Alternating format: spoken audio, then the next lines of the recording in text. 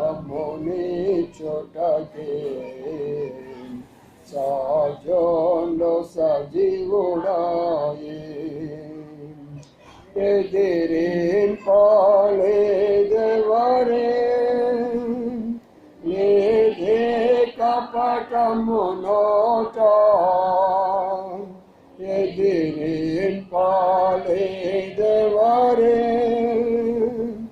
లేదే కపటము నోట యెహోవానలుగగోటే యెహోవానలుగగోటే మహావ్యాధిని కలిగించై మనకై యేసు మరణించే మన పాపముల కొరకే నిత్య జీవమునిచ్చుటకే సజనుండు సజీవుడాయే నిత్య జీవమునిచ్చుటకే సజనుండు సజీవుడాయే సిలువలో వ్రేలాడే సమాధిలో నేను సిలువలో వేలాడే సమాధిలో నేను సజీవుండై లేచే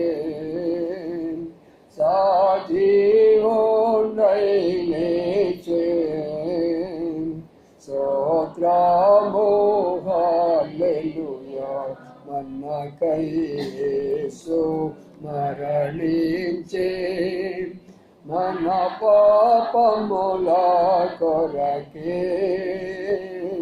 నిత్య జీవమునిచ్చుటకే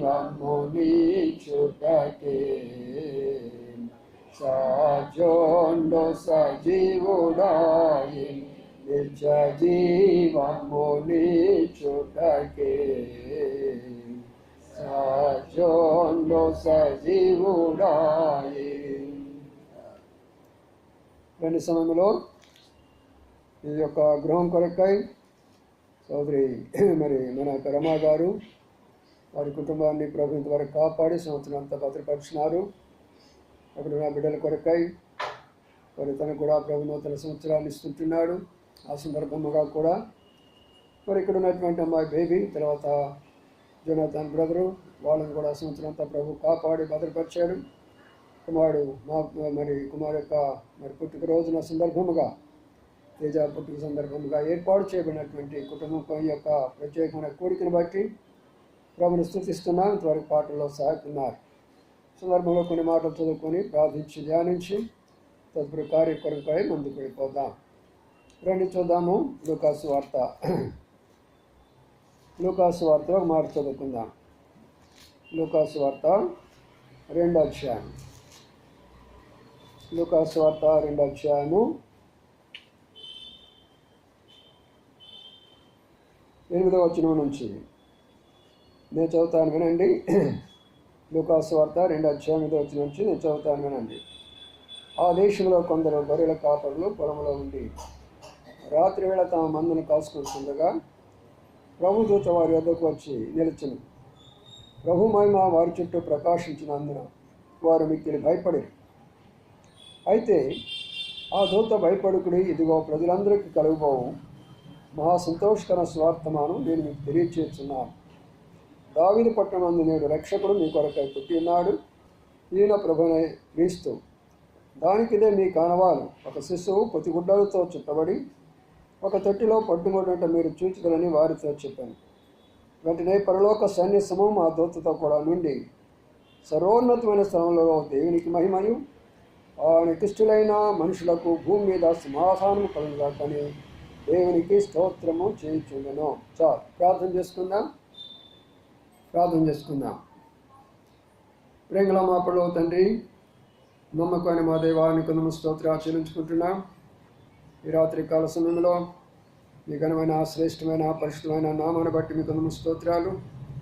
ప్రభా మా తండ్రి మరి మా ప్రభా మరి యొక్క కూడి కొరకై రాగిన బిడ్డలు బట్టి మీకు స్తోత్రాలు తండ్రి. వచ్చిన వారికి ప్రభా మీరు కావాల్సిన సందేశం అందించమని ప్రార్థిస్తుంటున్నాం. ఎవరు కూడా ఖాళీగా లేకుండా సహాయపడండి. ఇంకా ఎవరైతే వస్తుంటున్నారో వారిని కూడా నడిపిస్తున్నామని ప్రార్థిస్తుంటున్నాం. మీ సన్నిధి మాకు తోడుగా ఉంచమని ప్రార్థిస్తుంటున్నాం.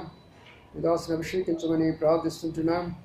ప్రభా ఈ రోజున చుట్టుపక్కల వాళ్ళు కూడా ఎవరైతే వింటున్నారో వారితో కూడా మాట్లాడుతున్నామని ప్రార్థన చేస్తూ అంధకార శక్తులు మీ నామపడం అందిస్తూ మమ్మల్ని తగ్గించుకుని మీ వైపు చూస్తూ యేసయ్య పరిశుద్ధ నామమున స్తుతించి ప్రార్థించి గణపక్షి వేడుకుంటున్నాము తండ్రి. ఆమేన్. ఇక్కడ మనం చదువుకున్నటువంటి మాటల్లో ఒక మాట కనబడుతూ ఉంటున్నది. దావీదు పట్టణమందు నేడు రక్షకుడు మీ కొరకై పుట్టి ఉన్నాడు అనే మాట మనం ఇక్కడ చూస్తే రక్షకుడు అనే మాటను జ్ఞాపకం చేసుకున్నాడు. కాబట్టి ఈ రెండు కుటుంబాలు రక్షణలోకి వచ్చినవి. అది అర్థం చేసుకోండి. రక్షణ అంటే ఏమిటంటే వారొక అపాయం నుంచి తప్పించబడ్డారు. ఏమిటి అపాయం? వాళ్ళకు వచ్చినటువంటి అపాయము ఏమిటి అంటే ఈ లోకంలో మానవులైన వారు ఏ వయసులో ఉన్నా సరే ఎప్పుడైనా సరే విడబెట్టాల్సిందే.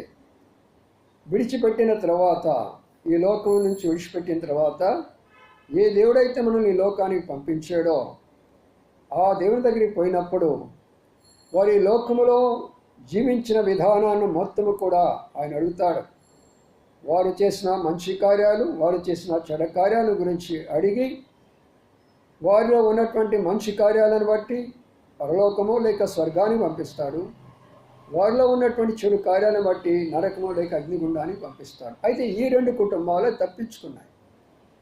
రక్షకుడు అంటే అర్థం ఏంటంటే ఈ కుటుంబాలు రెండు రక్షణ కుటుంబాలు, రక్షించబడినటువంటి కుటుంబాలు. ఆ రక్షకుడు రాబట్టే ఈ కుటుంబాలు రక్షించబడ్డాడు కాబట్టి ఆ రక్షకుడు ఈ యొక్క సంవత్సరం అంతా వారిని కాపాడుతూనే వచ్చాడు. ఆయన కాపాడిన విధానము, వారిని పోషించిన విధానము, వారిని నడిపించిన విధానము, వారిని భద్రపరిచిన విధానము, వారికి సహాయపడిన విధానాలన్నిటినీ కూడా కలుపుకొని ఆ దేవునికి వాళ్ళు కృతజ్ఞతలై ఉండి ఈ కృతజ్ఞత కోరికను ఏర్పాటు చేసుకున్నారు. కాబట్టి నా ప్రియమైన సోదరులారా, రక్షకుడు అంటే ఎవరో కాదు, ప్రభువైన యేసుక్రీస్తు వారు. చాలామంది తెలియదు కాబట్టి సత్యాలు మీకు నేను చెప్తుంటున్నాను. ప్రభువైన యేసుక్రీస్తు వారు రక్షకుడు.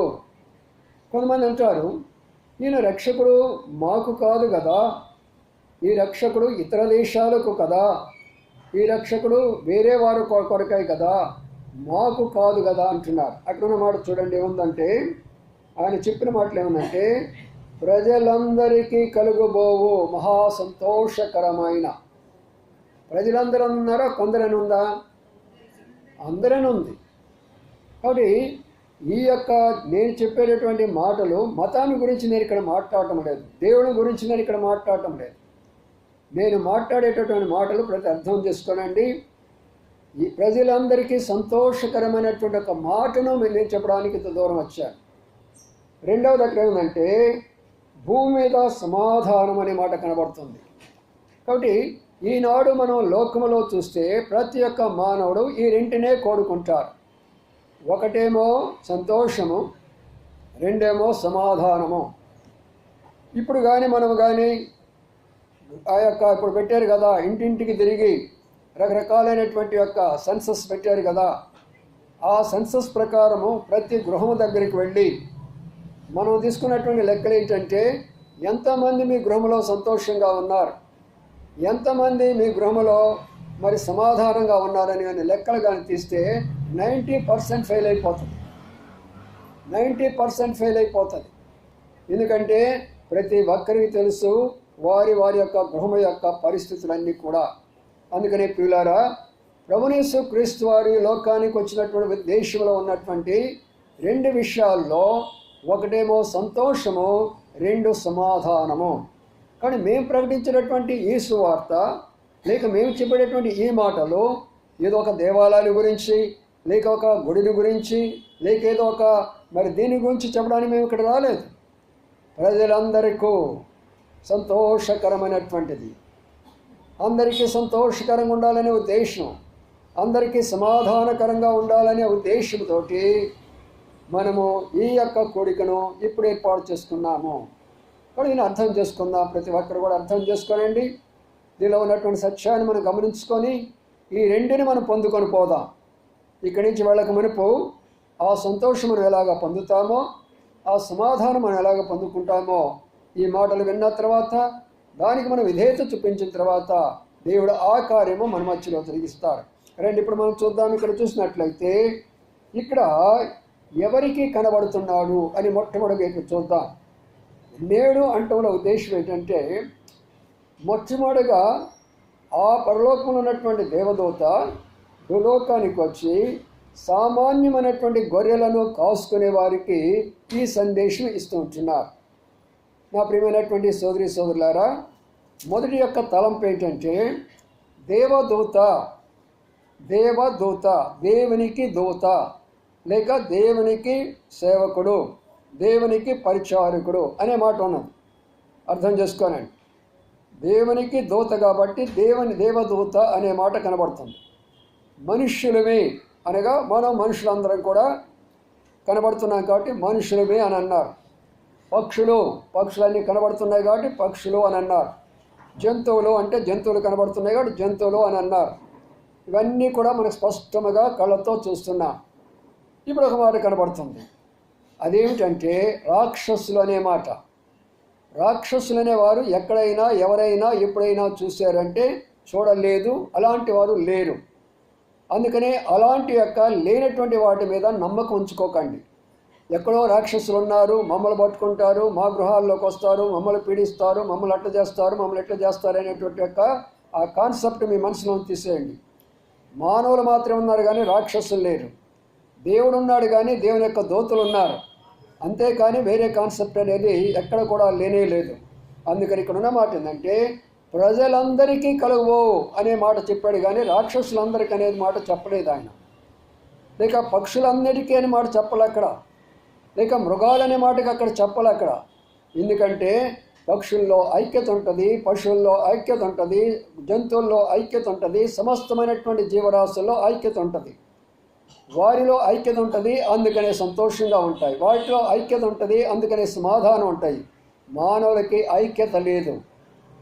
మానవులను చిన్న భిన్నాలు చేసేసారు.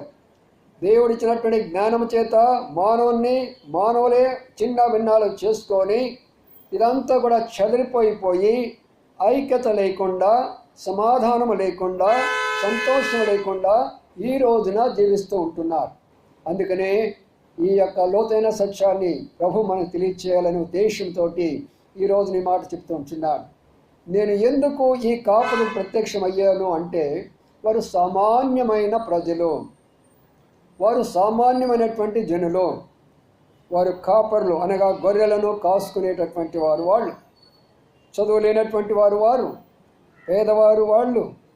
ఆ రాత్రికాల సమయంలో రాత్రికాల సమయంలో మరి అక్కడంతో చలి ప్రదేశంలో అక్కడ ఉండి ఆ రీతిగా కాసుకుంటున్న సందర్భంలో జరిగినటువంటి యొక్క విషయాన్ని గురించి ఇక్కడ మీకు చెప్తూ ఉంటున్నాను. కాబట్టి ఇప్పుడు మనము అర్థం చేసుకునేదంటే దేవుడు అనేటటువంటి ఆయన వాళ్ళు ఎంత పేదవాళ్ళైనా, ఈ లోకము ద్వారా వాళ్ళు ఎంత త్రోసివేయబడినా, ఈ లోకం ద్వారా ఎంత తృణీకరించబడినా, ఈ లోకం ద్వారా ఆస్తిపరులు కాకపోయినప్పటికీ, ఈ లోక సంబంధముగా వారు చదువు లేకపోయినప్పటికీ, ఈ లోక సంబంధంగా వాళ్ళకి ఏ స్థితి లేకపోయినప్పటికీ, ఒకవేళ వాళ్ళు ఇళ్లల్లో పని చేసుకునే వాళ్ళు అయి ఉండొచ్చు, లేక మట్టి పనులు చేసుకునే వాళ్ళు అయి ఉండొచ్చు, లేక రిక్షాలు తొక్కునే వాళ్ళు అయి ఉండొచ్చు. ఏ పేదవాళ్ళనైనా సరే దేవుడు అనేటటువంటి ఆయన అందరికీ సమానం అని తెలియజేసి దాని కొరకాయ ఇది మొదటి ప్రత్యక్షతగా కనబడుతున్నది. మరి బాగా అర్థం చేసుకోండి ఈ విషయాన్ని. ఇక్కడ నా ప్రతి ఒక్కరు కూడా ప్రభు ప్రత్యక్షత ఎవరికి అంటే లోకములో ఏ భేదము లేకుండా అందరినీ ప్రేమించగలిగినటువంటి వాడే దేవాతి దేవుడు, ఆయనే ప్రభువైన యేసుక్రీస్తు వారు. అందుకనే ఇక్కడ ఉన్నటువంటి మాట వారికి అర్థమయ్యే విధానముగా ఉండేదాని కొరకు ఏం జరుగుతుందంటే దేవదూతే వచ్చి వాళ్ళతో మాట్లాడుతూ ఉంటున్నాడు అని. ఇక్కడ ఉన్న మరొక తలంపు ఏంటంటే అంత పరలోకం నుండే దేవదూతలు భూలోకానికి వచ్చి వాళ్ళకి ఒక వర్తమానం అందించాల్సిన అవసరం ఏముంది? ఇప్పుడు నేనున్నాను, మీకు వర్తమానం అందిస్తున్నాను. మీరేమనుకుంటున్నారు? ఏనేదో పాస్టర్ కాబట్టి ఈయన వర్తమానం అందిస్తున్నాడు అనుకున్నాడు. అది తప్పు. నేను ఒక కాలేజ్ లెక్చరర్ని, ఒక గవర్నమెంట్ ఉద్యోగిని, నేను నాకెన్నో వేల రూపాయల జీతగాడిని, నాకెన్నో విషయాలు ఉన్నాయి. మరి ఎందుకు ఇది ఇస్తున్నాను నేను? అది అర్థం చేసుకోవాలి. దాని అర్థం ఏంటంటే, దేవుడు ఎవరినైతే ప్రేమిస్తాడో ప్రతి ఒక్కరికి కూడా ఆయన సందేశం ఇవ్వాలంటే ఆయనే తన బిడ్డలను పంపించి తన సందేశాన్ని ఇప్పిస్తూ వస్తారు. అందుకనే ప్రియమైన సోదరి సోదరులారా, ఇది ఏదో ఒక క్రైస్తవ సంఘము, ఏదో వీళ్ళంతా క్రైస్తవులు, లేక వీళ్ళందరూ కూడా ఏదో ఒక పండుగ చేసుకుంటారు అనేటటువంటి తత్వాన్ని తొలగించుకొని చెప్పే మాట శ్రద్ధగా ఆలకించండి. అందుకని ఇక్కడ ఉన్నటువంటి మాట ఏంటంటే, వారు చదువులేని వారు కాబట్టి, వారు కాపురులుగా ఉన్నారు కాబట్టి, వారు పొలాల్లో పనిచేసుకునేవారు కాబట్టి, వారి కొరకై దేవదూతే దిగి వచ్చి వారిని ప్రేమించి ఈ సందేశం ఇచ్చేసింది. చాలామంది అంటారు, ఈ పాస్టర్లకు పని బాట లేదు, మా ఇళ్లకు వచ్చేసి ఒకటే రకంగా చెప్తా ఉంటారు, మా వీధుల్లోకి వచ్చి ఒకటే రకంగా చెప్తారు. అంటే రేపు నీ పాపాన్ని బట్టి చనిపోయి నరకంలో కాలుతావు. నువ్వు నీ త్రాగుడు జీవితాన్ని బట్టి నరకంలో కాలుతావు, నీ అబద్ధాల జీవితాన్ని బట్టి నరకంలో కాలుతావు, నీ మోసకరమైన జీవితాన్ని బట్టి నరకంలో కాలుతావు. అది నీవు చెప్పేదాని కొరకై దేవుడిని పంపిస్తున్నాడు దేవదూతలు. అది కాకుండా ఏదో మతం వచ్చారు, అది చేస్తున్నారు, ఇది చేస్తున్నారని కాదు, నిన్ను ప్రేమించి నీ దగ్గర పంపిస్తున్నాడు. రాకపోతే ఏమైంది? ఇప్పుడు ఆయన మీ దగ్గర రాకపోతే, మీకు వాక్యం చెప్పకపోతే ఏమైపోతారు? సత్యాన్ని తెలుసుకోలేరు. అందుకనే ప్రియమైన సోదరి సోదరులారా, మొదటి ప్రత్యక్షత అయిన సామాన్యమైనటువంటి ప్రజలకు ఇచ్చిన వారిగా కనబడుతున్నాడు. ఇది మొదటి విషయం. రెండో దానికి వస్తాం రండి, మత్తయి సువార్తలోకి వెళదాం. మత్తయి సువార్త ఇక్కడ రెండవ ప్రత్యక్షతలో ఇంకొక లోతైన సత్యాన్ని ఇక్కడ మనం చూడబోతున్నాం. చూద్దాం రండి, మత్తయి సువార్త 2వ అధ్యాయం 1వ వచనం చదవండి. పెద్దగా చదవగల వాళ్ళు చదవండి.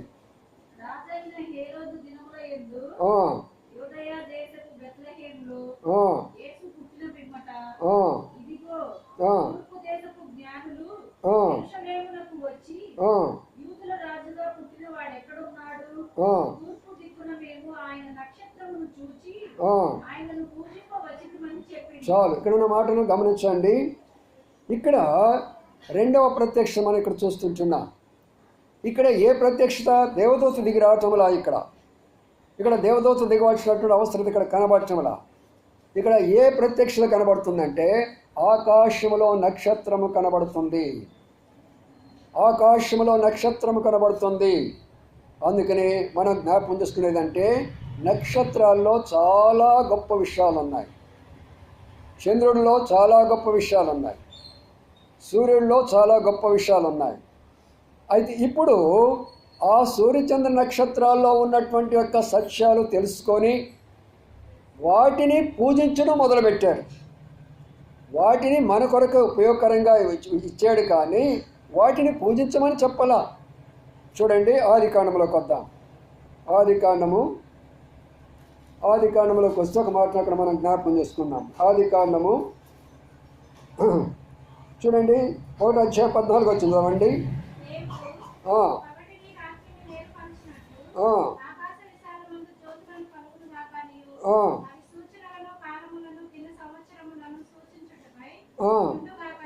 చాలు, ఇక్కడ ఉన్న మాట చూడండి. దేవుడు పగటిని రాత్రిని వేరుపరిచినట్లు ఆకాశ విశాలమందు జ్యోతులు కలుగును గాక. ఇప్పుడు మనం అర్థం చేసుకునే మాట ఏంటంటే, నేను చెప్పేటటువంటి ఈ గ్రంథము వాస్తవమా కాదా అదే విషయాన్ని మీరు అర్థం చేసుకోవాలి. కొన్నిసార్లు ఏంటంటే, ఈ దినాల్లో కూడా పాస్టర్లు కూడా చాలామంది పిట్టకథలు చెప్పడం మొదలుపెట్టారు. పిట్టకథలు కాదు మనం చెప్పాల్సినది, వాస్తవాలు ప్రజలకు మనం చెప్పాలా. సత్యానికి వాళ్ళ కళ కట్టినట్టు మనం చూపించాలా. అప్పుడు వాళ్ళు ప్రశ్నించడానికి కానీ విశ్వసించడానికి కానీ సందేహించరు వాడు. అందుకని ఇక్కడ ఏముందంటే, ఆకాశమంది జ్యోతులు కలగాలని అన్నాడు. ఇప్పుడు జ్యోతులు ఎక్కడున్నాయి? ఆకాశంలో కనబడుతుంది. ఈ మాట రాసింది ఇప్పుడు కాదు, దాదాపుగా 4000 సంవత్సరాల క్రిందట మరి ఈ యొక్క విషయాలు రాయబడినటువంటి విషయాలు ఇప్పటికీ కాదు, ఇవన్నీ కూడా. కాబట్టి దేవుని యొక్క వాక్య ప్రకారం జ్యోతులు కలుగుతున్నాయి. రెండోది ఏమనంటే అవి కాలములను సూచనలను తెలియచేసేటటువంటిది. కాలములను సూచనలను. ఇప్పుడు వీళ్ళు చూస్తుంటే అక్కడ ఒక సూచన కనబడుతుంది. ఏమిటో చూసిన ఆకాశంలో నక్షత్రము. ఆ నక్షత్రం కూడా ప్రకాశవంతమైనటువంటి నక్షత్రము. అది మామూలు నక్షత్రం కాదది. అందుకనే వీళ్ళు ఏం చేశారంటే ఇలాంటి నక్షత్రాలు, ఆకాశం ఉన్నటువంటి సూర్యుడును, ఆ తర్వాత మరి చంద్రుడును, సూర్యగ్రహణం అంటాం, చంద్రగ్రహణం అంటాం, ఆ తర్వాత అమావాస్య అంటాం, తర్వాత పౌర్ణమి అంటాం. ఇవన్నీ మనం అనుకునేవి కదా. అయితే వాటిని స్టడీ చేస్తూ వాళ్ళు ఏమంటున్నారంటే ఇవన్నీ ఆకాశాలు మనం రోజు నక్షత్రాలు చూస్తూనే ఉన్నాము. మనం మరి ఆకాశం సూర్యుడు చంద్రుడు కనబడుతూనే ఉన్నాడు. ఈ నక్షత్రం ప్రత్యేకంగా కనబడుతుంది. అంతేకాదు ఆ నక్షత్రంలో కదలిక కూడా కనబడుతుంటున్నది. అంతేకాదు ఆ నక్షత్రం యొక్క ప్రకాశము మిగతా నక్షత్రాల కంటే ఒక ప్రత్యేకంగా కనబడుతుంది. ఏమిటి అని చెప్పేసి వారి యొక్క గ్రంథాలైనటువంటి జ్యోతిష్ శాస్త్రాన్ని బయటికి తీసుకొచ్చారు. అస్ట్రాలజీ అంటారు, ఖగోళ శాస్త్రము అంటారు. భూగోళ శాస్త్రము, ఖగోళ శాస్త్రము. భూగోళ శాస్త్రం అంటే భూమి మీద జరిగే విషయాలన్నీ కూడా స్టడీ చేసేది భూగోళ శాస్త్రము అంటారు. ఖగోళ శాస్త్రం అంటే ఆకాశంలో జరిగే వాటన్నిటిని కూడా స్టడీ చేసేటటువంటిది ఖగోళ శాస్త్రం అంటారు. అందుకని ఇప్పుడు ఏంటంటే వీళ్ళు వాళ్ళ గ్రంథాలను తీసుకున్నప్పుడు, వాళ్ళ యొక్క మరి గ్రంథాలను విప్పినప్పుడు ఈ నక్షత్రాల గురించి వాళ్ళు స్టడీ చేశారు. ఏ సందర్భాల్లో ఆకాశంలో నక్షత్రం కనబడుతుంది అనేది వాళ్ళు స్టడీ చేసేసి అప్పుడు వాళ్ళు చేశారు. ఈ లోకములో సృష్టికర్త అయినటువంటి దేవుడు లోకానికి రక్షకుడుగా ఫలానా స్థలములో, ఫలానా దేశంలో, ఫలానా రీతిగా మరి జన్మిస్తాడు. ఆ సందర్భంలో ప్రకాశమైనటువంటి యొక్క ఆ వెలుగు, ఆ నక్షత్రం అక్కడ కనబడుతుందనే విషయాన్ని జ్ఞానులనగా జ్యోతిష్కులు, జ్యోతిష్ శాస్త్రాన్ని చదివినటువంటి వారు, అస్ట్రాలజీ చదివినటువంటి వారు దాన్ని స్టడీ చేసేసి వెంటనే ఈ సత్యాన్ని వారు అంగీకరించారు. మరి ఎవరో కాదండి, తూర్పు దేశం అంటే భారతదేశము, చైనా దేశము, ఈ ఏరియాకు సంబంధించినటువంటి వారే మనకు తెలిసినంత వరకు ఎక్కువగా జ్యోతిష్ శాస్త్రం అంతా కూడా మన వాళ్ళే చెప్తూ వస్తారు. అనగా ఆ మేము మీకు జ్యోతిష్యం చెప్తాము, మీ పుట్టుకల గురించి చెప్తాము, మీకు అది కూడా మీ యొక్క వివాహాల గురించి చెప్తాము, మీకు అది ఎందుకు అయింది, ఇదెందుకు, ఇవన్నీ కూడా వాళ్ళన్నిటినీ దాని ప్రకారంగా చూసి చెప్తామంటారు. కాబట్టి ఇప్పుడు ఏంటంటే దీనిని బట్టి మనం అర్థం చేసుకోవాలి. వీళ్ళు ఎవరు? వీళ్ళు పండితులు. వీళ్ళు ఎవరు? వీళ్ళు సైంటిస్టులు. వీళ్ళు ఎవరు? జ్యోతిష శాస్త్రాన్ని ఎరిగినటువంటి వారు. అంత వారే ప్రభువు యేసుక్రీస్తు వారి యొక్క జన్మాను గురించి, నక్షత్రాన్ని గురించి సాక్ష్యం ఇస్తే నీవు నేను ఎంత? మాది కాదు, బైబిల్ మాది కాదు, క్రిస్మస్ మాది కాదు, ఆ యొక్క మరి వాళ్ళు చేసేది ఎంత ఇదేషాది ఎక్కడున్నది? బైబిల్ ఎంత స్పష్టంగా ఉందో చూడండి. ఆ నక్షత్రం చూశారు వాళ్ళు, ఆ నక్షత్రం చూసి గ్రంథాలు చూశారు వాళ్ళు, అప్పుడు ప్రయాణం అయ్యారు వాళ్ళు. ఇప్పుడు ఉన్నటువంటి విషయం ఏంటంటే మన భాషలో చెప్పుకోవాలనుకుంటే వీళ్ళు పక్కా బ్రాహ్మణ్స్ అండి. పక్కా బ్రాహ్మణ్స్ అనగా ఈ యొక్క జ్యోతిష్ శాస్త్రం కానీ ఈ పండితులు కానీ ఇవన్నీ కూడా చేసేది వారు బాగా మంచి విజ్ఞానం కలిగినటువంటి వారు ఆ పుస్తకాలను బాగా చదువుకుంటూ ఉంటారు. వారికి గ్రంథ నాలెడ్జ్ బాగా విపరీతంగా ఉంటుంది వాళ్ళు. అందుకని వాళ్ళు చక్కగా వీటిని గురించి వర్ణిస్తూ వస్తారు. అందుకనే మొట్టమొదటిగా మరి ప్రభువైనటువంటి యేసుక్రీస్తు వారి యొక్క 12 మంది శిష్యుల్లో తోమ అనేటటువంటి ఆయన అక్కడి నుంచి ప్రయాణం అయిపోయి తాను మొట్టమొదటిగా కేరళ ప్రాంతానికి వచ్చినప్పుడు మొట్టమొదటిగా ప్రభుని అంగీకరించిన వారు బ్రాహ్మణ్సే. మొట్టమొదటి అంగీకరించిన వారు బ్రాహ్మణ్సే. వాళ్ళు ప్రభుని అంగీకరించారు. ప్రియమైన సోదరి సోదరులారా, ఎంతకాలము మనం ఇలాంటి యొక్క పాపపు యొక్క ముసుగులో ఉందా? అందుకని ఇది అర్థం చేసుకోవాలా. అటువైపున పండితులకి ఆయన ప్రత్యక్షమయ్యాడు, ఇటువైపున పేదవారికి ఆయన ప్రత్యక్షమయ్యాడు. ఇప్పుడు చెప్పండి, దేవుడు ఎవరి కొరకు? ఇప్పుడు చెప్పండి, ఈ మతము ఏ మతము? ఇప్పుడు చెప్పండి, ఆయన ఏ దేశస్థుడు? అందుకని అక్కడ ఉన్నటువంటి రహస్యం ఏమనగా, అటు గొప్పవారికిని, అటు చదువుకున్న వారికిని, పండితులు అనుకునే వారికిని, ఈ లోకంలో ఘనులు అనుకునే వారికిని, మమ్మ మించినటువంటి యొక్క బ్రహ్మ జ్ఞానం మించినటువంటి జ్ఞానము లేదనుకున్న వారికి ఆయన ప్రత్యక్షమయ్యాడు. అందుకని వేదాల్లోనే ఆ చక్కని శ్లోకం ఉంది. అంబస్స ప్యారే భవనాస మధ్య ఆకాశ మైతామహిన్ అనే ఒక శ్లోకం మనం చూస్తే, అంబస్స ప్యారే అనగా ఆకాశములో అద్భుతమైనటువంటి నక్షత్రం వెలిసినప్పుడు భూలోకములో రక్షకుడు వెలుస్తున్నాడనే మాట వాళ్ళ యొక్క వేద గ్రంథంలో ఉన్నటువంటి యొక్క విషయం ఇది, వేద సత్యం ఇది. వేదాలను మరి సంపూర్ణం చేసి దాని కొరకై ఆయన పరలోకంలో ఉన్నటువంటి దేవుడు భూలోకానికి వచ్చినటువంటి ఆ శ్రేష్టమైనటువంటి దినాన్న ఆ పండితులు అక్కడ చూసినప్పుడు మనం ఎంతటి వారమి, మన జ్ఞానం ఎంతటిది, మన చదువు ఎంతటిది. ఖగోళ శాస్త్రజ్ఞులే వారు అలాంటి యొక్క గొప్ప సాక్ష్యం ఇచ్చినారే. మనం ఎంతటి వారము ఆయన గురించి మాట్లాడడానికి. ఇటువైపున అమాయకులు, తిండి లేనటువంటి వారు, పేదవాళ్ళు, దిక్కులేనటువంటి వారు, గొర్రెలను కాసుకునేటటువంటి వారు, వారే అంత గొప్పగా ఉన్నప్పుడు మనం ఎంతటి వారం? అందుకని నా ప్రియమైన సోదరి సోదరులారా, ఆ ప్రభు యొక్క జన్మ సందర్భముగా ఇప్పుడు మన బాబు ఇక్కడ మరి తేజ కూడా జన్మించాడని వాళ్ళు ఎంతో సంతోషపడుతుంటున్నారు. కుటుంబంలో సంతోషపడ్డారు, బంధువులు పిలుచుకున్నారు, వాళ్ళు సంతోషపడ్డారు. మన సహోదరి వాళ్ళ బంధువులు పిలుచుకున్నారు, వాళ్ళు సంతోషపడ్డారు. ఒక అబ్బాయి పుట్టినప్పుడే, ఒక అమ్మాయి పుట్టినప్పుడే, ఒకరు పుట్టినప్పుడే మనం ఎంత సంతోషంగా ఉంటే సర్వలోకం కొరకై పుట్టినటువంటి ఆయనను ఎంత సంతోషంగా చేసుకోవాలి, ఎంత సంతోషంగా ఉండాలి మనము.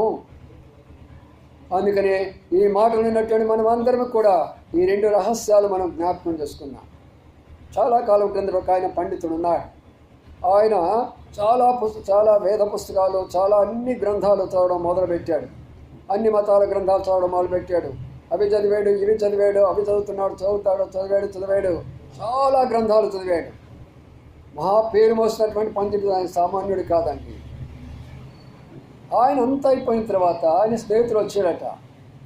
ఆయన వచ్చేసి, ఏరా నీకు అసలు ఎప్పుడు విరామం లేకుండా ఇన్ని గ్రంథాలు చదువుతున్నావే, ఇన్ని మతాల గ్రంథాలు నువ్వు చదువుతూ వచ్చేవే, ఇన్ని మతాల గ్రంథాలు నువ్వు ఆఖరి తెలుసుకున్నది ఏంటి అన్నాడట.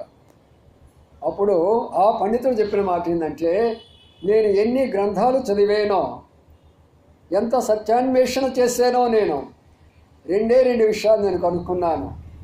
నా యొక్క రీసెర్చ్ అంతా కూడా కలుపుకొని నేను రెండు పాఠాలు నేర్చుకున్నాను అన్నాడు. ఏమిటి అన్నాడు, ఈ లోకములో నా అంత పాపి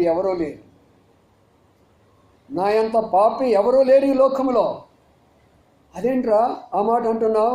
అవును, నేను ఇంతవరకు కూడా పుణ్యాత్ముడు అనుకున్నాను. అబద్ధాలు చెప్తూనే ఉన్నాను, పుణ్యాత్ముడు అనుకున్నాను. మోసం చేస్తూనే ఉన్నాను, పుణ్యాత్ముడు అనుకున్నాను.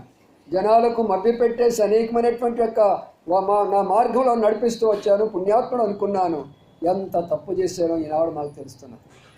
ఎంతమందికో చెప్పాను నేను, ఈ జన్మ కాదు ఆ జన్మ కాదు ఈ జన్మని ఎంతమందిలో నేను మోసం చేస్తూ వచ్చాను. అవన్నీ కూడా ఈ గ్రంథాన్ని చదువుతున్నప్పుడు, ఈ వేద గ్రంథమైనటువంటి యొక్క పరిశుద్ధ గ్రంథం నేను చదువుతున్నప్పుడు, వేదాల్లో రాయబడినటువంటి క్రీస్తు ఇంత రహస్యంగా, ఇంత మర్మముగా దాయబడినటువంటిది ఎందుకు బయటికి తీసుకొని రాలేకపోతున్నాం మనము? ఎందుకు బయటికి చెప్పలేకపోతున్నాం ఈ సత్యాన్ని మనము? అందుకనే నేను కనుక్కున్న రెండో సత్యం ఏంటంటే, లోకరక్షకుడు ప్రభువైన క్రీస్తు వారు తప్పక వేరేవారు లేరు. అరే ఏంటి నువ్వు మాట్లాడుతుందని స్నేహితులు ఆశ్చర్యపోతున్నాడు. అవును, నీ ఒక్కసారి చూసుకొని ఎన్ని అబద్ధాలు చెప్పావు. ఇప్పుడు స్నేహితుడు కూడా ఆలోచనలో పడ్డాడు. నేను మామూలు కాదండి, ఇలాంటి వాడు నాలాంటి వాడు కాదు, పండితులు. అందుకనే ఈ రోజున ఎక్కువ మంది పండితులే మారిపోతున్నారు. మీరు చూస్తున్నారు లేదో, ప్రతి ఒక్కరు ఒప్పుకుంటున్నారు యేసే దేవుడు, యేసే దేవుడు, యేసే దేవుడు.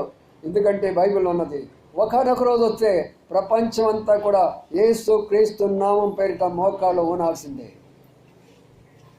ఆ ఉద్దేశంతో ఈ ప్రభు జన్మించిన ఉద్దేశాలు ఏంటంటే, ఈ లోకంలో ఉన్నటువంటి అందరినీ కలపడానికి కొరకై, ఇటు పేదవారి మొదలుకొని ధనవంతుల వరకు, చదువు లేని వారి నుండి చదువుకున్న వారి కొరకై, చిన్నల నుండి పెద్దల వారి కొరకై, అందరినీ కలిపేదాని కొరకై ప్రభువైనటువంటి యేసు క్రీస్తు వారు ఈ లోకంలో జన్మించాడు. కానీ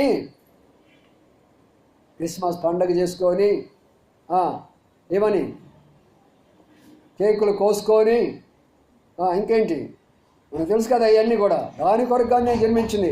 మీరు ఒకటి కండి, ఈ సత్యం అందరికి చెప్పండి. మీరు అప్పుడు అందరూ ఐక్యత కలిగి ఉండాలా. భూలోకంలో మీరు ఎప్పుడైతే ఐక్యత కలిగి ఉంటాయో రెండు వస్తాయి అక్కడికి. మొదటిది ఏంటి చెప్పండి? సంతోషము. ప్రజలందరికీ అన్నాడా? ప్రజలు కొందరికి అన్నాడా? భారతీయులకి అన్నాడా? బ్రిటిష్ వాళ్ళకి అన్నాడా? అమెరికా వాళ్ళకి అన్నాడా? ఇజ్రాయెల్కి అన్నాడా? ఏమన్నాడు అక్కడ? ప్రజలందరికీ అనగా దాని అర్థం ఏంటంటే, దేవుడు కోరుతున్నాడు ప్రజలందరినీ. అంటే ఇప్పుడు ప్రజల్లో ఎన్ని రకాల ప్రజలు ఉంటారు చెప్పండి? ప్రజలందరినీ డివైడ్ చేస్తే రెండు రకాలు ఉంటారు. ఏంటి చెప్పండి? ఒకటి మంచివారు, రెండు ఏం చెప్పరు, చెడ్డవారు. చెప్పరా? చెప్పదలుచుకోలేదా? ఒకరు మంచివారు, ఒకరు చెడ్డవారు. రెండు భాగాలు. ఇప్పుడు మన సిద్ధాంతం ఏంటి? దుష్ట శిక్షణ శిష్ట రక్షణ అని అన్నారు. దుష్టులను శిక్షించాలా, రైట్. శిష్టులను రక్షించాలా అంటే మంచివారిని ఏం చేద్దాం మనం ఇప్పుడు? రక్షిద్దాం. చెడ్డవారిని ఏం చేద్దాం మనం ఇప్పుడు? శిక్షిస్తాం. సరే, ఇప్పుడు దాని ప్రకారం ఎంతమంది ముందుకు రాగలరు? నేను దుష్టుడు కాదన్న వాళ్ళు రమ్మని ఒకరైనా, నేనే శిష్టుడు అన్న వాళ్ళు ఒకరైనా ముందుకు రమ్మని చెప్పు. ఎవరు రారు. అహోపం పాపాత్మం పాపకర్మహం. అయ్యా, పాపంలో పుట్టాను, పాపం చేస్తున్నాను, పాపంలో పెరుగుతున్నాను, పాపం చేయబోతున్నాను. ప్రతి ఒక్కరూ నోడుతూ అనుకుంటుంటే పాపని, ఇంకా పుణ్యాత్ములు ఎక్కడ ఉన్నారు?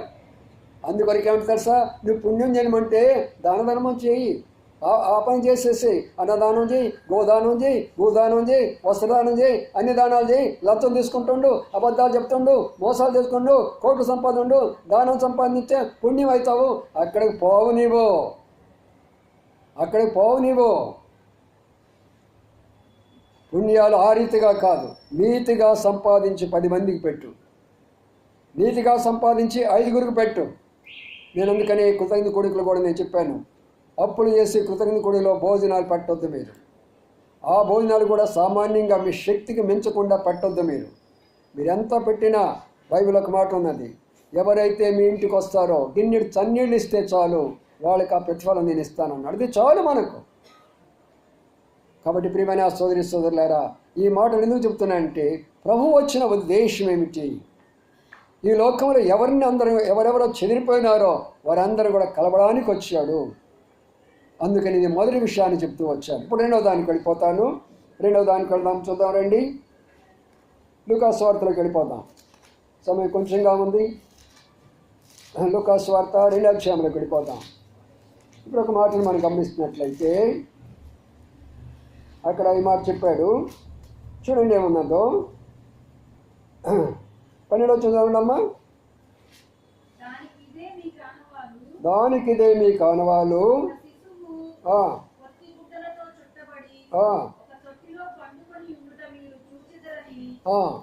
చాలు, ఇక్కడ ఆపండి. ఒక శిశువును మీరు ఎలా చూడబోతున్నారు? ఏ గుడ్డలంట? ఎక్కడ పండుపడుతుందంట? క్రిస్మస్ చేసేవారు లారా అందరూ వినండి, ప్రభువుకి స్థలం లేదయ్యా. ప్రభు జన్మిస్తే లోకంలో స్థలం అప్పుడు లేదు. 2024 సంవత్సరాల క్రిందటే ప్రభుకు స్థలం లేనప్పుడు ఈనాడు నువ్వు స్థలం ఇస్తాడంటే ఎవరు నమ్ముతారు? మీరు స్థలం ఇచ్చారు కాబట్టి ఇక్కడ కూర్చున్నారు. అదే స్థలం లేనట్ట అడుగు కూడా పెట్టలేరు మనలం. అందుకని ఏమంటుందంటే, ఒక శిశువు పొత్తి గుడ్డలతో చుట్టబడి సత్రంలో పెడితే మనకేం కావాలండి? క్రొత్త చీర కావాలా, అది కూడా పట్టు చీర కావాలా, నేను పాస్టర్ గారిని సూటు కావాలా, నాకు ఏమనుకుంటున్నారు అమ్మ, నాకు మంచి సూట్ చేసి పెట్టండి, టై కట్టుకోవాలా, నేను ఏమనుకుంటున్నారు. అలాంటి క్రిస్మస్ చేయొద్దు, అలాంటి వారి దగ్గరికి వెళ్ళొద్దు, అలాంటి బోధలు వినొద్దు. దేవుని యొక్క వాక్యం ఎలాగుంది, ఆయన ఒక దిక్కులేని వాడిగా, నిస్సహాయకుడుగా ఆ యొక్క పశువుల తొట్టిలో, మరి ఆ యొక్క ఆకలో ఆయన జన్మిస్తే మనం ఎలా ఏం కోరుకుంటున్నాం అనగా దీని యొక్క అర్థం ఏంటంటే, అంతకన్నా తగ్గించుకున్న వాళ్ళు ప్రపంచంలో ఎవరైనా ఉన్నారా? ఇంతమంది ఉన్నారు మన యొక్క అవతార పురుషులు, ఒక్కరైనా చెప్పగలరా నేను ఎంతగా తగ్గించుకున్నాను నా ప్రజల కొరకై, నేను సృష్టించిన నా ప్రజల కొరకై నేను ఎంతగా తగ్గించుకున్నాను, నా జీవితాన్ని ప్రణవంగా పెట్టుకున్నాను, నేను సమస్తాన్ని విడిచిపెట్టేసుకున్నాను, నా పరలోక మహిమను నేను విడిచిపెట్టేసుకున్నాను, నా దేవదూతల మహిమ నేను విడిచిపెట్టుకున్నాను, ఈ లోకములోకి వచ్చి అనాదిగా దిక్కులేని వాడిగా సత్రములో కూడా ఖాళీ లేదంట. సత్రం అంటే మీకు తెలుసు, అక్కడ ఉన్నది, ఇక్కడ ఇప్పుడు కూడా రామాలయం దగ్గర ఉంటుంది సత్రం అనేది ఒకటి ఉంటుంది. ఆ సత్రంలో కూడా ఖాళీ లేదంట ప్రభువుకి. ఒక తల్లి 9 మాసాలు మోసి ఒక బిడ్డను కడుపులో కనేసి ఇంటింటికి వెళ్ళి, అయ్యా కొంచెం స్థలం ఇవ్వండి, నా యొక్క భార్య ప్రసవ దినం వచ్చింది, ఇవాళ రేపులో ప్రసవం కాబోతుంది అయ్యా అని అడుగుతుంటే తలుపులు గట్టిగా మూసేసుకున్నారు. వీరు కాదు, ఇప్పుడు భారతీయులు కాదు, అప్పుడే చేశారు వాళ్ళు అక్కడ. అందుకని ప్రియులారా, ప్రభువుకి ఆనాడే స్థలం లేనప్పుడు ఈనాడు స్థలం ఇవ్వగలరా? ఆనాడే ఆయన పుట్టుకు స్థలం లేనప్పుడు ఈనాడు నీ ఇంటిలో స్థలం ఇవ్వగలవా? ఆనాడే వాళ్ళ హృదయంలో స్థలం లేనప్పుడు ఈనాడు నీ హృదయంలో స్థలం ఇవ్వగలవా? అందుకొరకే ప్రభు అన్నాడు, నేను నీ కొరకై కుమార్తె సమస్తాన్ని విడిచిపెట్టుకున్నాను. ఆయన ధనవంతుడై ఉండి మనలను, దరిద్రులైన మనలను ధనవంతులుగా చేసేదాని కొరకై ఆయన మన కొరకై దరిద్రుడాయను. 2 కొరింథీయుల రాష్ట్రపత్రికలు అంటాడన్నమాట. ధనవంతుడైనటువంటి ఆయన మన కొరకు ఏమైపోయినాడంట? దరిద్రుడాయను. చెప్పండి, ఇప్పుడు ప్రపంచ చరిత్రలో ఏ ఒక్కరైనా సరే నేను పేదగా పుట్టినటువంటి దేవుడు అని చెప్పగలరా? దానికి వాళ్ళు ఏమంటారంటే ఆయన పేద దేవుడు అని. పేద కాదు, నీ కొరకే పేద అయ్యాడు, నిన్ను ధనవంతుడిగా చేసి దాని కొరకే పేద అయ్యాడు. ఈ భూమి అంతా కూడా మానవులారా మీ కొరకై చేశారు. ఈ భూమి మీద మీరు నివసించండి, ప్రేమగా జీవించండి, ఐక్యతగా జీవించండి, సంతోషంగా జీవించండి, సమాధానంగా జీవించండి. అయితే ఎలాగున్నారు? పేదవారిగా జీవిస్తున్నాం. ఒకరి వైపు ఒకరు చూసుకోవాలా. తెల్లవారితే చాలు, ఏమన్నా దొరుకుతుందా, వాళ్ళు ఏమైనా పెడతారా, వీళ్ళు ఏమైనా పెడతారా, వీళ్ళు ఏమైనా ఇస్తారా, వాళ్ళు ఏమైనా ఇస్తారా, ఎక్కడైనా ఉద్యోగం దొరుకుతుందా? ఎన్ని రకాలైనటువంటి సమస్యలు, ఎన్ని రకాలైనటువంటి పరిస్థితులు. అందుకనే ప్రియమైన సోదరి సోదరులారా, ఈ లోకంలో ఎవరైతే పేదవారిగా ఉంటున్నారో, నాకు ఎవరు లేరు అంటున్నారో, అనాథులుగా ఉంటున్నారో, విధవరాండ్రగా ఉంటున్నారో, దిక్కు లేకుండా త్రోసివేయబడినారో, వారి కొరకై ప్రభువు యేసుక్రీస్తు వారి భూలోకానికి వచ్చాడు. నేను పుణ్యాత్ముడిని, నేను ధనవంతుడిని, నేను కోటీశ్వరుడిని, నాకు ఎన్నో కోట్లు ఉన్నాయనో వారి కొరకు కాదు. అది అహం, అది మన యొక్క గర్వం. అది ఏదైతే నాడు మనం కలిగి ఉన్నామో ఆయన దయ అనుకునేవాళ్ళు, ఆయన కృపను పొందినటువంటి వాడు. అందుకనే నా ప్రియమైన సోదరి సోదరులారా, ఇక్కడ మరొక విషయం ఏంటంటే, ఇంతగా తగ్గించుకున్నటువంటి అవతార పురుషులు ప్రపంచ చరిత్రలో ఎవరైనా ఉన్నారంటే లేదు. అందరినీ ఐక్యతపరిచేదాని కొరకై, అందరి పేదరికాన్ని తొలగించేదాని కొరకై ఆ ప్రభు జన్మించాడు. రెండవ విషయము, ఒక పేదరికము భౌతికమైతే ఆత్మీయమైనటువంటి ఎంత పేదరికం ఉన్నది తెలిసిన? ఆత్మీయ పేదరికం అంటే దాని అర్థం ఏంటంటే ఆత్మలో మనం జీవించలేకపోతున్నాం. ఒక ఆత్మీయ జీవితం లోకంలో జీవించలేకపోతున్నాం. ఒక పరిశుద్ధమైన జీవితం మనం జీవించలేకపోతున్నాం. ఒక నీతియుక్తమైన జీవితం మనం జీవించలేకపోతున్నాం. మన జీవితంలో ఒక యథార్థత కనబడటం లేదు. ఎందుకొరకంటే ఆత్మీయలో ఎంతో పేదరికం అయిపోయినాం. భౌతికంగా మేడలు ఉన్నాయి, మిద్దెలు ఉన్నాయి, అపార్ట్మెంట్లు ఉన్నాయి, డబ్బు ఉన్నాయి, కోట్లు ఎన్నో ఉన్నాయి మనకు. ఆత్మలో ఎంత పేదవాడో చూసుకో. ఒక పేదవాడు ఈ లోకంలో ఆత్మీయ విషయంతో గొప్ప ధనవంతుడిగా ఉంటాడు. ఈ లోకంలో గొప్ప ధనవంతుడు ఆత్మీయ విషయంతో పేదరికంగా ఉంటాడు. అందుకని ప్రభువు నీ ఆత్మను వెలిగించడానికి అని ఇక్కడ వచ్చాడు. నక్షత్రం అది.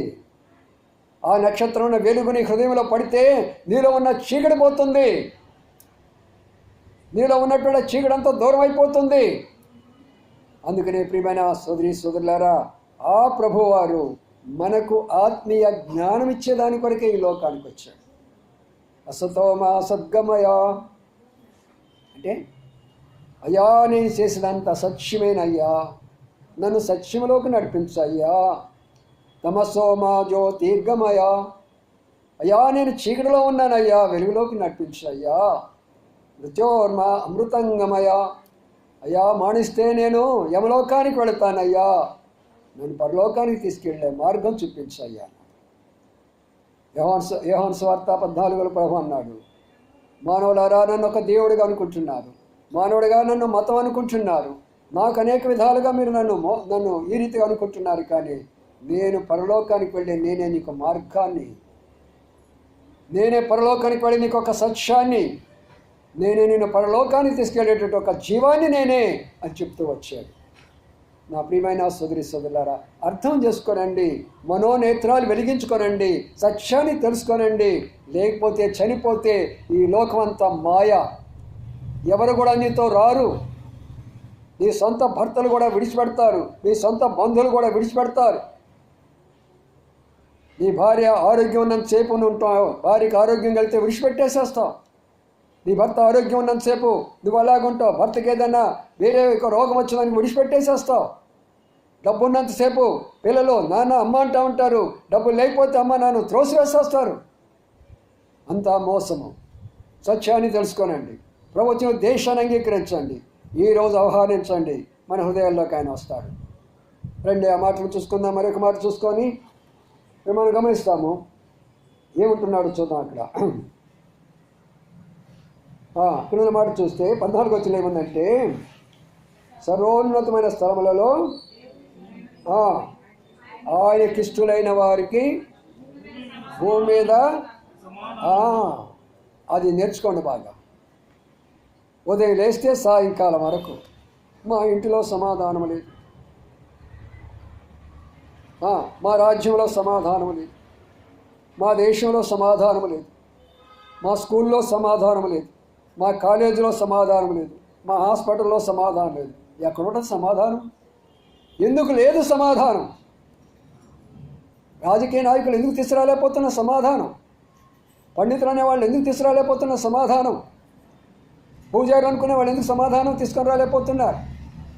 ఈ లోకంలో మేము గొప్పవారు అనుకున్నవారు, విజ్ఞానులు అనుకున్నవారు ఎందుకు తీసుకురాలేకపోతున్నారు సమాధానం? ఒకటే కారణం. ఏమిటా కారణమో? ఆయనకి ఇష్టమైనటువంటి జీవితాన్ని నువ్వు జీవించడంలా. ఈ లోకంలో ఒక్కసారి నీ కులము మతము జాతి అన్ని ప్రక్కన పెట్టేసేసి ఒకటి చెప్పుకో, అయ్యా నేను ఈ లోకానికి వచ్చాను, నా ఇష్టానుసారంగా నేను జీవించారా లేక నీ ఇష్టానుసారంగా జీవిస్తున్నానా? నీకెందుకు సమాధానం లేకపోతుందంటే, నీ కుటుంబంలో ఎందుకు సమాధానం లేకపోతుందంటే, నీ ఇష్టమైన కార్యాలు నువ్వు చేస్తున్నావు, ఆయనకి ఇష్టమైన కార్యాలు నువ్వు చేయటం లేదు. కొన్ని సంవత్సరాల కిందట ఒక వ్యక్తి ఆఫీసులో పనిచేస్తూ కలుక్కుగా ఉండి మరి చాలా లంచం తీసుకోవటము, మోసం చేయటము, చాలా పనులు చేస్తూ వచ్చాడు. ఒకనొక రోజున పట్టుబడ్డాడు. పట్టుబడ్డ తర్వాత ఆ వ్యక్తి సమాధానం కోల్పోయినాడు. ఆ ఇంటిలో సమాధానం లేదు, ఆ ఆఫీసులో సమాధానం లేదు. ఒక్క వ్యక్తి తప్పును బట్టి తను సమాధానం కోల్పోవటము, తన కుటుంబం సమాధానం కోల్పోవటము, తదుపరి ఆఫీసులో కూడా సమాధానం కోల్పోయిన ఒక్క తప్పే. అయితే ఏం చేశారు? ఇప్పుడు నీవు చేసినటువంటి ఇంత భయంకరమైనటువంటి తప్పుల కొరకాయి నీకు శిక్ష ఏంటంటే జైలుకు పంపిస్తున్నాను. ఎక్కడ పోవాలి చెప్పండి? ఇప్పుడు ఎక్కడికి వెళ్ళాలి? ఆయన జైలుకి వెళ్ళాలా? జైలుకి వెళ్ళాలా? ప్రియమైన సోదరి సోదరులరా, తప్పనిసరిగా ఎస్ఐ గారు వచ్చారు, అరెస్ట్ చేశారు, తీసుకొని వెళ్ళారు.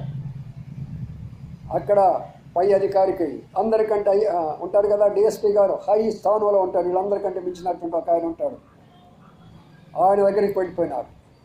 ఇక జైలు పంపించున్నారు. వీళ్ళందరూ అరెస్ట్ చేశారు. పెద్ద ఆయన దగ్గర పంపించారు. పెద్ద ఆయన దగ్గర పంపించినప్పుడు అప్పుడు ఆ యొక్క క్లర్క్ను పిలిచి అడిగాడు, ఏం తప్పు చేసావంటే దాన్ని ఒప్పుకున్నాడు. అయ్యగారు నేను చేసిన తప్పే, లంచం తీసుకున్న మాట తప్పే, అబద్ధాలు చెప్పిన మాట తప్పే, ఆఫీసులోంచి ఫైలు దొంగిలించిన మాట తప్పే, ఆఫీసులో చేయరానట్టు కొన్ని కార్యాలు చేసిన మాట తప్పే, అన్నీ నీ దగ్గర ఒప్పుకుంటున్నాను అయ్యా అన్నాడు. పోలీస్ డిపార్ట్మెంట్నే హయ్యెస్ట్ ప్లేస్ ఆయనదే.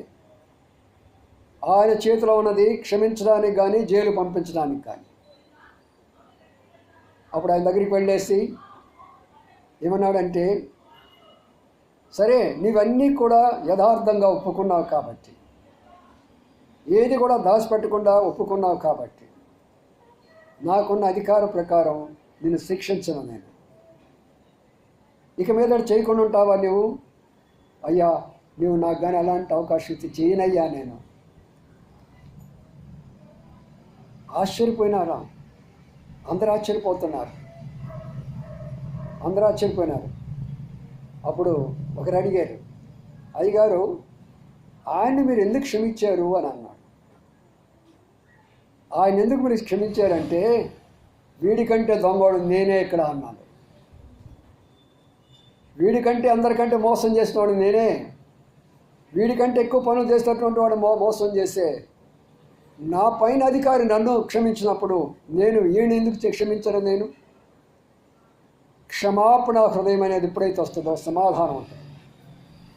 మీ కుటుంబాల్లో కానీ, మీ ఆఫీసులో కానీ, మీ వ్యక్తిమైనటువంటి జీవితాల్లో కానీ, మీ బంధువుల మధ్యలో కానీ ఎప్పుడైతే మీరు ఒకరినొకరు క్షమించుకుంటారో ఆనాడు మీరు సమాధానాన్ని చూస్తారు. లేకపోతే జీవితకాలం అంతా కూడా అసమాధానమే. అందుకని ఆయన అన్నాడంటే, నేను భూలోకానికి వచ్చిన ఉద్దేశాన్ని మతాన్ని స్థాపించడానికి కాదు, చర్చీలు కట్టడానికి కాదు, ఇక్కడ జనాలను మత మార్పిడి చేసేదానికి